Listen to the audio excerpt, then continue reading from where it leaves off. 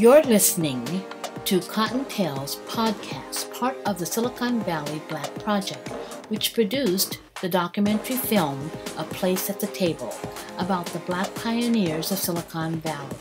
A Place at the Table can be viewed for rent on Vimeo.com on demand /A Place at the Table STEM. Through Cottontail's podcast, the Silicon Valley Black Project will continue to recognize the contributions made by African Americans. We will be featuring African American professionals, technologists in the fields of engineering, administration, and entrepreneurial pursuits from the past and present. Today, we're talking to Mr. Raymond Newsome, retired engineer for Shell Oil. Ray's unique journey from his high school drafting class to engineering for one of the biggest oil companies in the world is one that would probably never happen today. I understand that you are a retired engineer from Shell Oil. Is that correct? Correct. Okay. So tell me tell me about your family history. Who are you and where'd you come from? Okay, my name is Raymond Newsome. I was born in the San Joaquin General Hospital in 1940. Mm-hmm. At that time, I lived with my grandfather and brothers and sisters. We lived on the ranch out near Oakdale until I was probably 4 or 5 years old. And then from there, we moved into Fair Oaks. And then from there into Edisonville. Uh-huh. So my family's father's name is Oliver, mother's name is Muriel Newsome, and there was 6 kids in the family eventually. Okay. So where did you get your interest in becoming an engineer, or did you ever think about becoming an engineer? No, I had no idea. Mm-hmm. My goal was to join the Navy and see the world. Okay. Did you have an interest in math or school or anything like that? When I was at Edison High School, I took up drafting. Mm-hmm. I guess that was the beginning. I took drafting for, I think it was 10th, 11th, and 12th grade. And then later when I went to Stockton College, they had a 2-year program in drafting. And that's got me started in engineering. So when you took your first class in drafting, is that when you discovered that you liked that field or liked to do that? No. In fact, I was in woodshop and there was a little incident, so the teacher kicked me and Clarence Carter out of the class and sent us down to the drafting part. Is that right? Yes, so I went to the drafting department, everybody's quiet and sitting at the drafting boards, drawing, whatever, and I'm saying, what's this? So the teacher gave me a book, sent me in the back of the room, and I started drawing. It wasn't something that I thought about. But I said, hey, I'm in the class, I got to do what I got to do, right? Mm-hmm. And then later I found out that John Henry Lewis had taken up drafting. And he was at Stockton College, and that started curiosity. Wow, John Henry. So what did John Henry end up doing? Was he working as a draftsman? Well, John Henry, when he graduated from, I think, Stockton College, he started his own business. And he was preparing plans for building homes. Oh. And was making pretty good money on it. I hadn't thought about drawing plans for homes, but that was, right. kind of an incentive. So was John Henry considered an architect or just a draftsman? Draftsman. Okay. But he used his skills as an architect. Yes. Okay. Yeah, most architects, they don't draw, they have draftsmen that do the drawing for them. That's true. They come up with the ideas, what have you. That's true. And back in the day, you really didn't need to be a degreed person to do some of those jobs like architecture. Correct. So you got into class, got interested in it, and what made you go on for another 2 years after that first class? Well, I heard that Aerojet in Sacramento, they were hiring draftsmen. So that was an incentive. I said, wow. In fact, after the first year, Aerojet had a representative that came into the office And he stated that he would hire everybody in the drafting department. We said, wait a minute, we have another year to go. So obviously no one left. Yeah. And I said, wow, Aerojet. Did you know what it was? When I finished out in college, I actually looked for a job in Stockton. I went to the health department, went to radiation laboratory in Livermore, Supermold in Lodi, but they wouldn't hire me. And then I thought about Aerojet. Bingo. They had contract with the Navy, working on nuclear submarines, torpedo systems, and got hired. They were hiring anybody they get their hands on by that time, I'm sure. Yeah, there was about 400 of us in the department. What was the work like? We were drawing small component parts of the Polaris missile. You couldn't relate that to the missile itself. I mean, it was huge, the missile, and the parts were just unbelievable. So we had just a very small part of it. So you really didn't, I don't know, I didn't feel like I was actually designing anything for a missile because it was just small little drawings.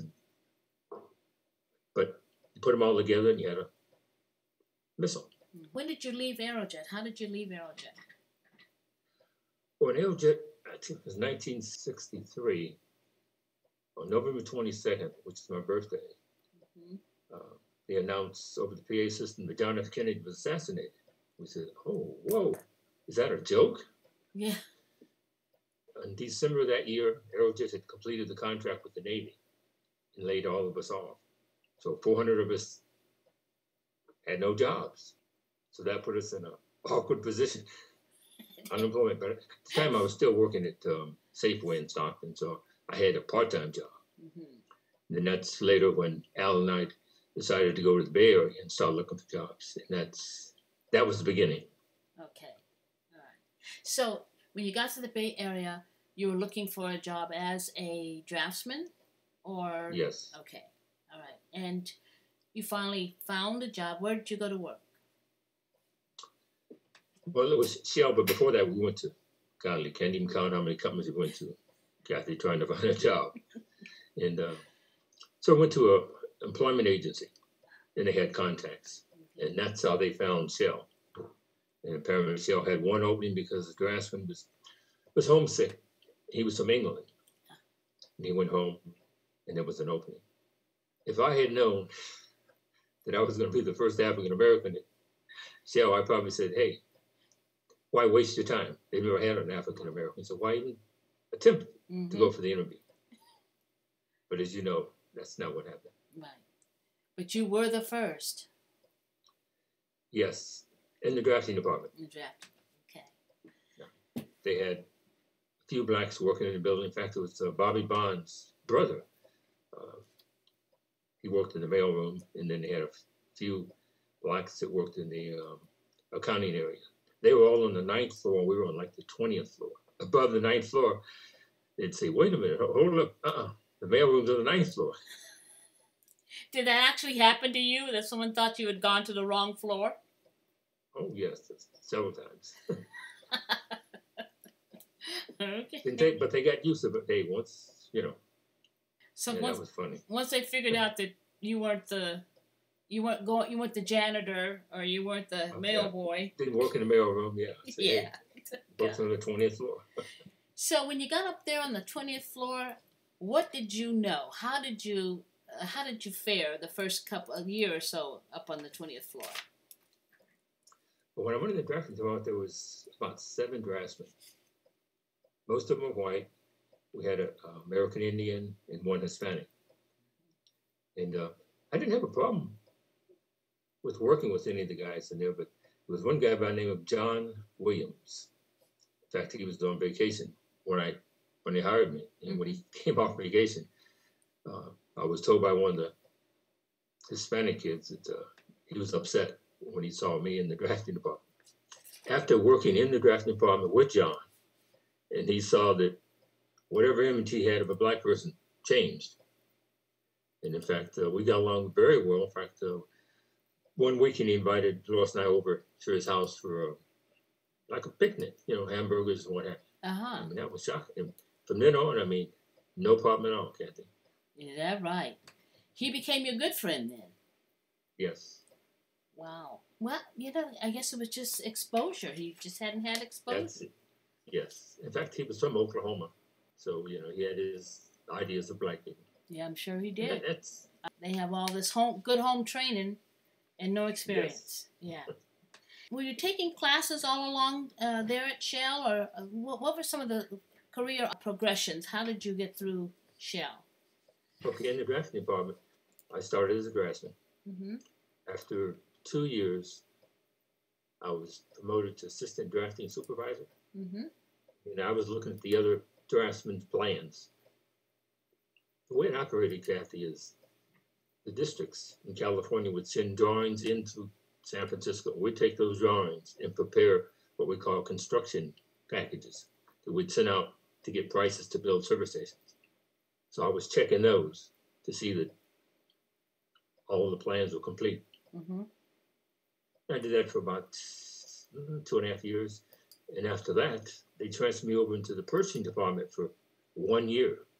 Now you said, what's that all about? Mm-hmm. They come up with a new program that it would take you out of the drafting department and you'd be promoted into one of the retail districts as a C&M supervisor, which is construction maintenance supervisor.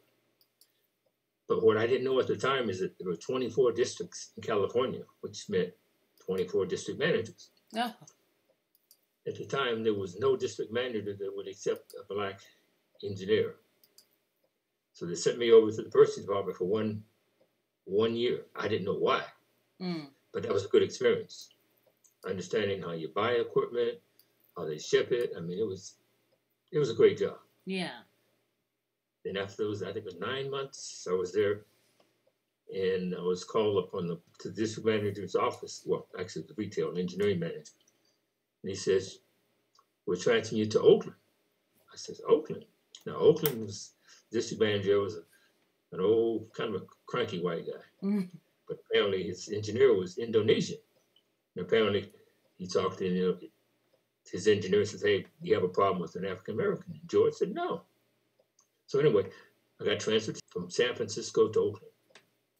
I drive over to the MacArthur Broadway Shopping Center, park in the basement, get out of my car, not knowing that the car that parked next to me was the district manager. I got out, he says, oh, excuse me, this is Shell Oil's parking area. I said, yeah, I know. I'm with Shell Oil. Well, who are you? I said, Ray Newsome. Kathy, I said, this man didn't even see my picture. Of course, MacArthur Broadway Shopping Center was a lot of blacks. Yeah. So to him, we all look alike. Right. First encounter. One more face. Yes. Yeah. So this was the district manager. Were you working for him or working for the Indonesian? I was working for the Indonesian. Okay. The Indonesian was the district engineer. Engineer, okay. Jack Maduga was the district manager. All right. So this guy, district engineer, did he take you under his wing and train you there? Yes.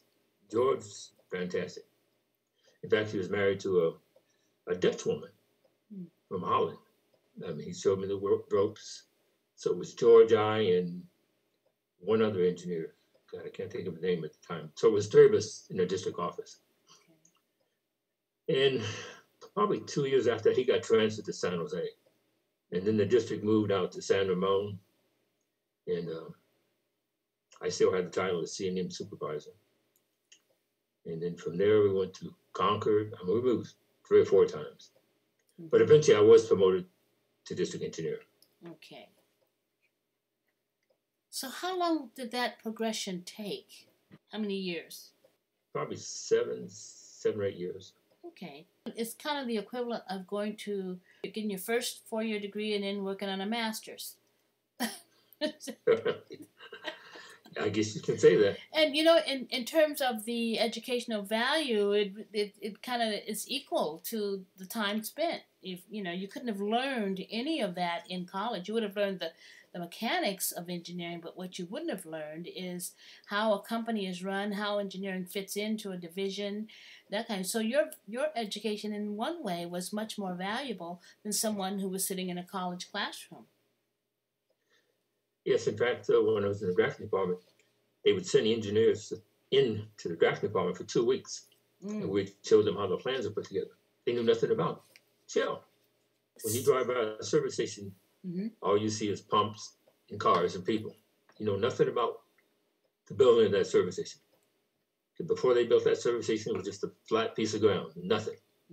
We come in, survey it, lay out the position of the building, the pumps, dig a huge excavation, put tanks in the ground.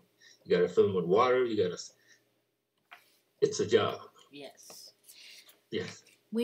Before you put a tank in the ground, do you examine the soil and determine whether it's viable to put a tank in that area? And would you be in charge of that, or how would you handle that? On a new project, I would hire an engineering firm to go out and do soil samples for me. They would send out a construction company to drill, take soil borings, where you're going to put the building and the tanks to see if there's water, rocks, what's in that area, to determine where's the best place to install the tanks. Plus, taking the soil, samples of the soil tells you the density of the soil. You have to bring in either rock to give you stability. So it's pretty complete. And then you actually have your plans, for the building and, for the rest of the project. What was the difference between engineering for the Bay Area versus, say, the internal Valley area? Was there a lot of disparity between the types of engineering that had to go on? No, we use the engineering firms in the Bay Area to handle all the projects out in the Valley. I didn't use engineers in Stockton, Modesto, and those areas.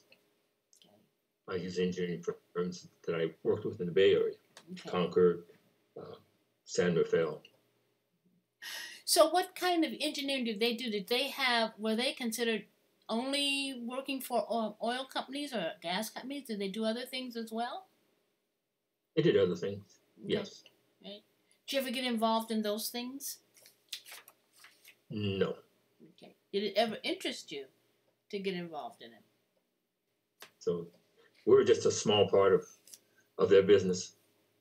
Ah, so they were pretty large firms to begin with. Yes. Okay, okay. And but Shell Oil is a big company, but I guess you're saying the engineering department itself was considered pretty small. Yes, because we only built service stations. We weren't building refineries. We weren't building skyscrapers, just gas stations. So how long did you stay with Shell Oil? 38 years. Don't remember how many days. And overall, how would you describe your experience with them? Unbelievable. Now, what do you mean by that? When I walked in the Shell, I knew nothing about a service station other than $1 worth of gasoline and the restrooms clean. I knew nothing about servicing. Okay. And they then taught you everything. Yes. And San Francisco was the headquarters for the West Coast. So that was huge. We had 24 districts in California. Well, including we had some in Washington and Oregon. In each district, it was a family. You had salesmen, you had real estate reps, office assistants, sales managers. It was a company. You could say 24 companies. So would you say that you hit Shell Oil at a time when it was growing, or would you say that's just how their business ran? That's probably another reason that I probably got hired. No one said it. What was the reason, you say? Affirmative action. Ah, okay. Companies are looking to have, 1 or 2% looking like us. Yeah. But Ray, if you were hired in 1963, that was before affirmative action became a law. So I think, So I would suspect Shell responding to the law before it was passed. That's my suggestion. I don't know, but I was in the district for 10 years before they hired another black engineer, and he was in Southern California. Well, you were there too for. You were black, and you were there. You were educated. Engineer. So they had 2 for 1. Okay.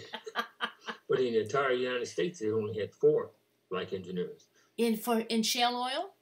Now we had one guy in Los Angeles. I can't think of his name right now. So it might have been 6, but he left. Yeah.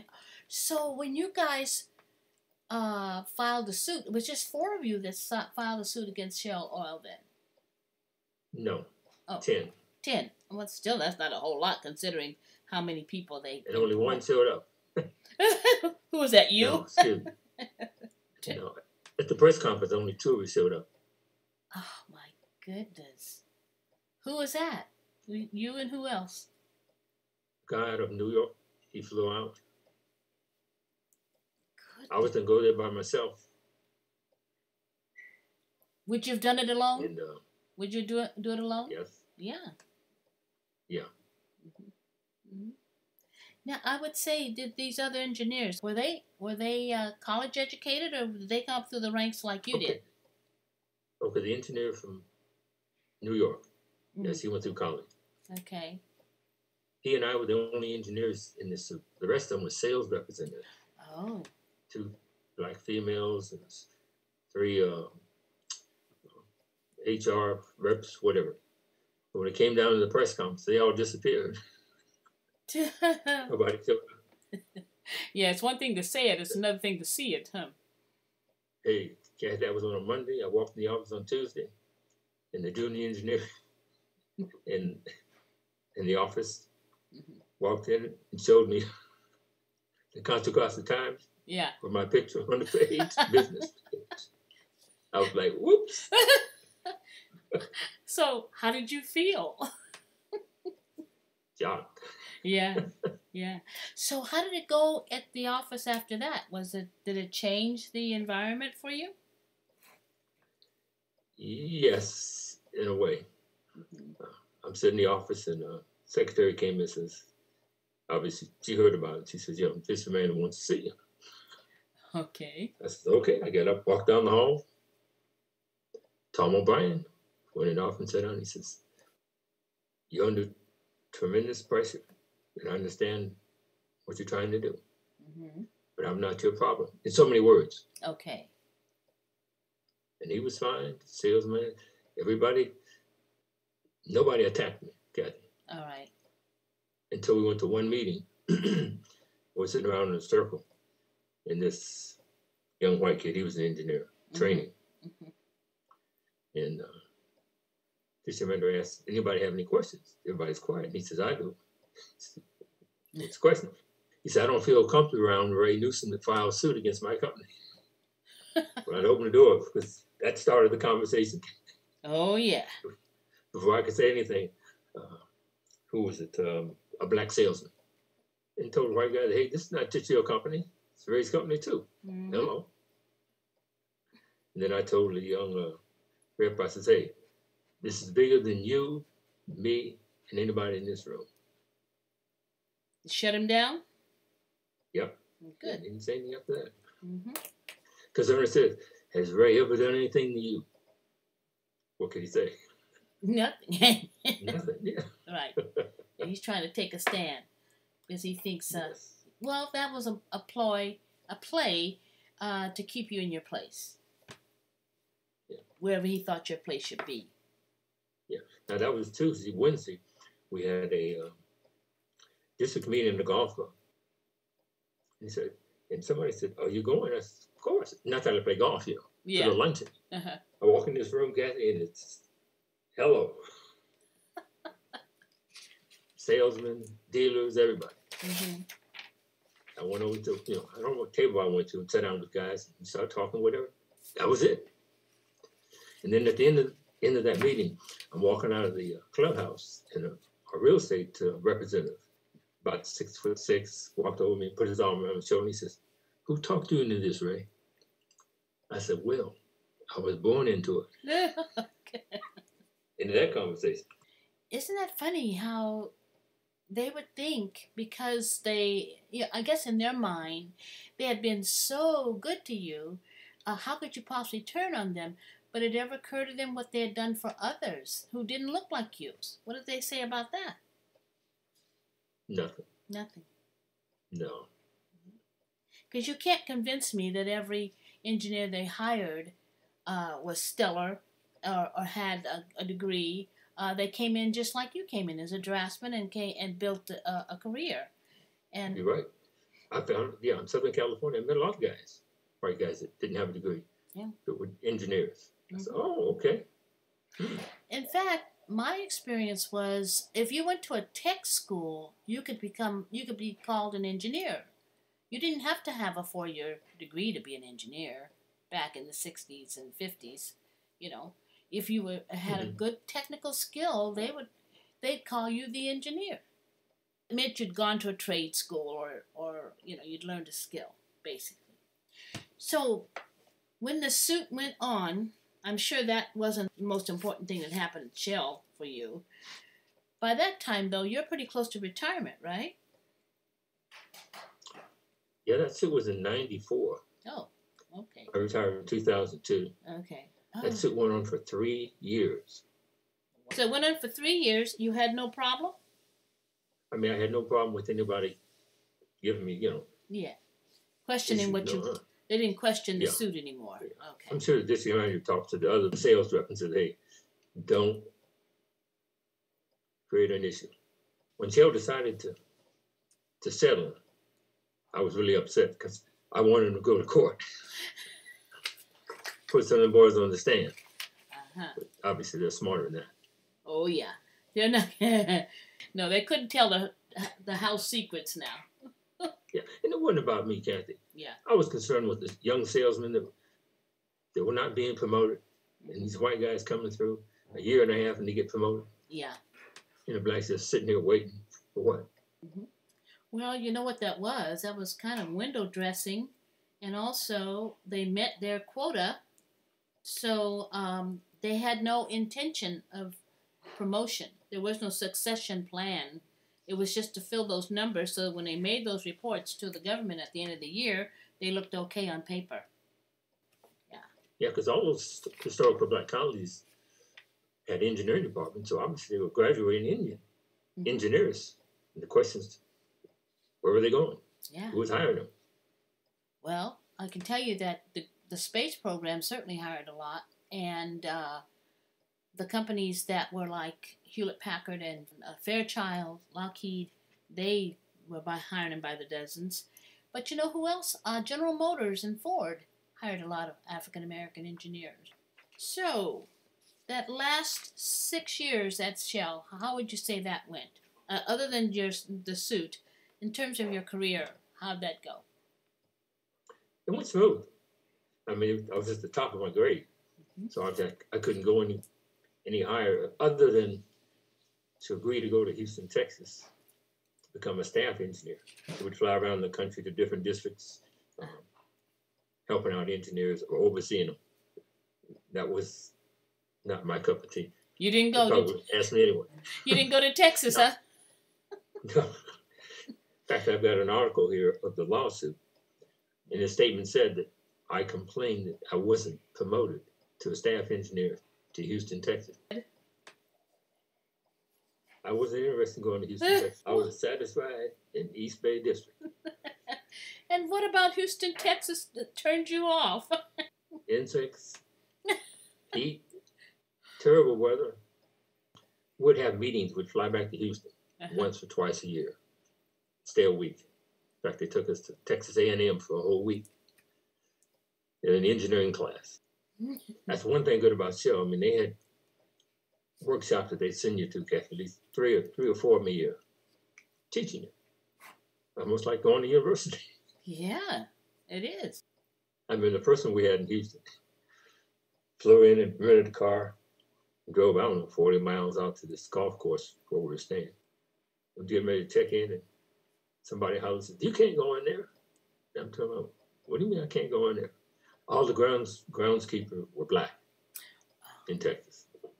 And I was black. So here I'm walking up into this area that I guess they don't go, the workers don't go into. I was walking with, I guess, the engineer from Seattle. He says, "Oh, no, he's with us. He's an engineer." So was this a black person telling you this? Mm-hmm. Yes. He didn't want me to get in trouble. Oh, he was trying to protect you. That's off limits over there. You go in there and you won't have a job. My gosh. Well, looking back, if you could look back now and talk to the young Ray Newsome starting at Shell, what would you tell him? Tell myself when I was 16 or 17? No, when you first started at Shell. And the question is? What would you say to yourself? That's a good question. Yeah, I know. Yeah. I would probably say, listen, learn everything you can of what they're doing, and try to do it better than they do it. That would be my advice. I made checklists to be sure that when I completed a project that everything was complete, not to go by memory. Use a checklist. Like a pilot, when he gets in the plane, he's got a checklist. He don't try to remember all that crap. Right. Flying a 47, he's got a checklist. Goes through that checklist. Do you use that in your own personal life, the checklist? Yes. That sounds about right for you. So now you wanted to save this recording for your grandkids. What would you tell them about Ray Newsome from 16 to now? Whoa, that's a tough one. Right now, we feel like we're not ancient, but the world's moving so fast with cyberspace, with all electronics, the music. It would be very difficult to refer to what I went through. It's going to help them in this new technical world. It's moving too fast, too fast. I'd have to stop and think a lot, Kathy. Yeah. What advice would I give other than try to be tops in whatever you do? But with all this technology, it'd be tough. Do you think the technology levels the field, or does it make it more difficult to succeed? Well, let me say it this way. I say the technology is controlling the individual. Back in our days, we control what went on. But with this technology, you're not in control. Okay. You're not in control. You're not in control of the outcome, or you're not in control of the process all around? All around. Okay. Yeah. What I find, though, with young blacks in particular, is that they have taken this technology and taken it to a new level, and they're amazing in how they're using it and how they're accomplishing stuff. So I think our young people could teach us a thing or two when it comes to this technology. Thank you, Raymond Newsome, for sharing your life with us. Unlike many young men today, you were able to find your life work by applying yourself through the programs and training that Shell Oil provided. At Shell Oil, you found mentors along the way that acknowledge your aptitude for the work and encourage you to remain with the company. Thank you for disclosing a life of hard work and accomplishment, Mr. Newsome, and thank you for listening.